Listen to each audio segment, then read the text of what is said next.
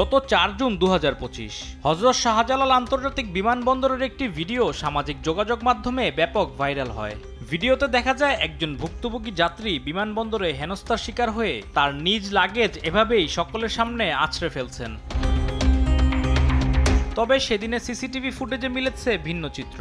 ভিডিওতে দেখা যায় মালয়েশিয়ান এয়ারলাইন্সের যাত্রী তুহিন আলী বোর্ডিং ব্রিজ থেকে খালি হাতে বেরিয়ে আসেন। এ সময় তিনি অ্যারাইভাল ইমিগ্রেশনে না গিয়ে ডিপার্চার প্যাসেঞ্জার কাউন্টারে চলে আসেন।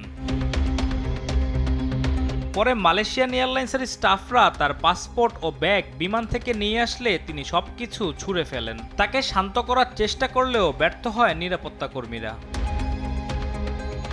এ সময় তার ইমিগ্রেশন প্রক্রিয়া সম্পূর্ণ করে ব্যাগেজ বেল্টে নিয়ে যাওয়ার চেষ্টা করলে তিনি উত্তেজিত হয়ে যান এবং তার সাথে থাকা ব্যাগ ও জিনিসপত্র ছুঁড়ে ফেলেন।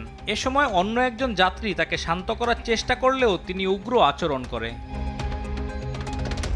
পরে বিমানবন্দর কর্তৃপক্ষ তার লাগেজ বেল্টে নেওয়ার চেষ্টা করলে তিনি অন্য একটি বেল্টে বসে পড়ে এবং নিরাপত্তা কর্মীদের গালিগালাজ করতে থাকে। এ সময় তিনি আবারও নিজের লাগেজ খুলে মাটিতে জিনিসপত্র ছুঁড়ে ফেলে দেয়।